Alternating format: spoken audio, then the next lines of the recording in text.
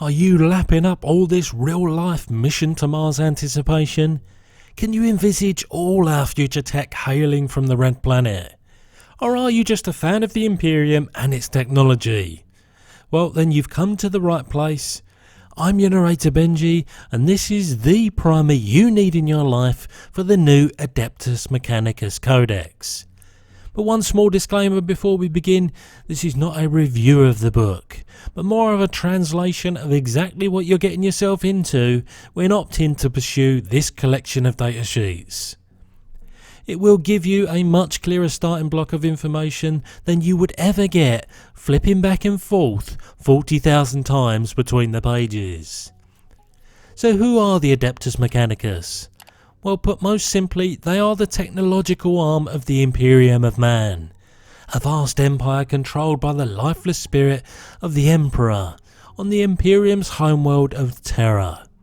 But just next door on the Red Planet is where all the world-destroying knickknacks are kept, and the AdMech have the keys to the candy store.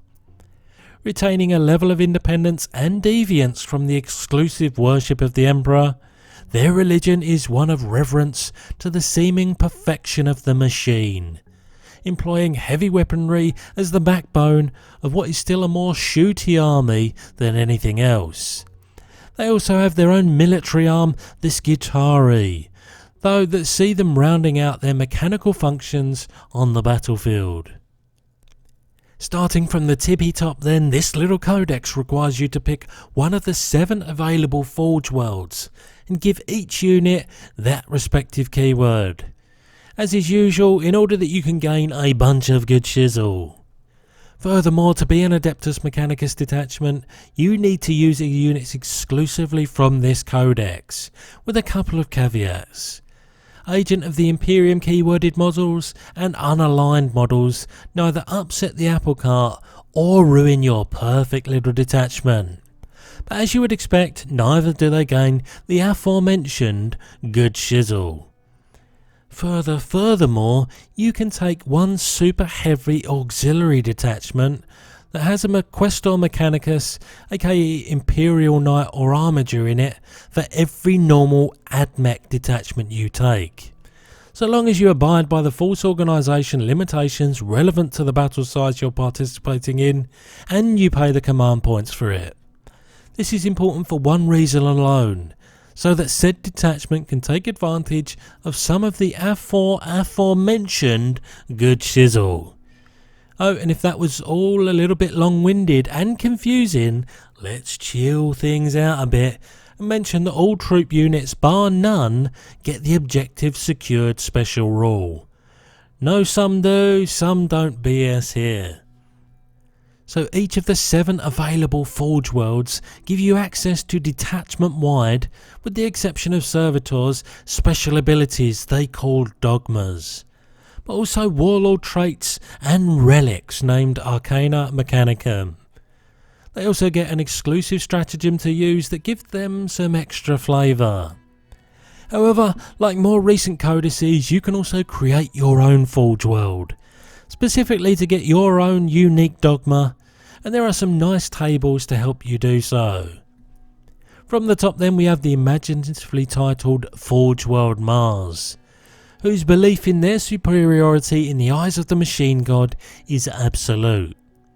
Their dogma sees them giving all Skitari units the Canticles of the Omnisia ability, which granted we haven't got to yet, but it's definitely a big deal, because these battle round specific special abilities are quite impactful. And if you're running a Skitari centric build, then this is straight power up for your army. The goodness doesn't stop there though, as each unit gets to reroll one of their hit rolls each time they shoot or fight. This is the level of power these dogmas are bringing to the table. Forge World Lucius have some tricks up their sleeves, as they've gained exclusive access to certain materials and technologies that give them a military advantage. Their dogmas go full durability and allow their units to add 1 to their save rolls when they're the target of weapons with damage characteristics of 1. They also add 3 inches to the range characteristic of ranged weapons. In other words, equal parts offense, equal parts defense.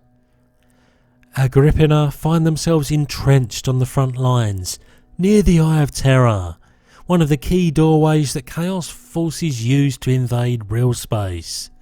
They are the brick wall that the Imperium stands in their way. Their dogmas see their units increase their armour pen by 1 when making ranged attacks at half range. And interestingly, when subject to being charged, so long as they're not engaged, they can act as if within defensible terrain, and either overwatch on a 5-up, or sacrifice their overwatch and add 1 to their hit rolls in the fight phase. Forge World Graia elevate logic amongst all other things, no matter what the cost, and breed supreme confidence in their abilities bestowed upon them by the machine god. Dogma-wise, their units automatically pass combat attrition tests, which shouldn't be sniffed at as an ability, and they randomly get a 5-up feel no pain, but only for mortal wounds. Either way, you should never look a gift horse in the mouth. Stygius 8 are another secretive and aloof part of the larger Adeptus. They are the grateful recipients of 3, hear 'em, 3 dogmas. Well, actually 2.5, but I'll take it. The first 2 share a common theme in that whenever one of their vehicles is targeted by ranged fire over 18 inches away, or non-vehicles 12 inches away, then they receive the benefit of dense cover, aka subtracting 1 from the attacker's hit roll. And so as to continue the terrain-related theme, when they declare a charge, the defending unit cannot hold steady or set to defend in defensible terrain. Forge World Riser is famous for its mastery of advanced technologies that have otherwise been lost to other Forge Worlds. Their dogmas include a buff of 1 to their wound rolls in melee combat in any turn that they charge, have been charged, or stage a heroic intervention. They also add 1 to their charge rolls.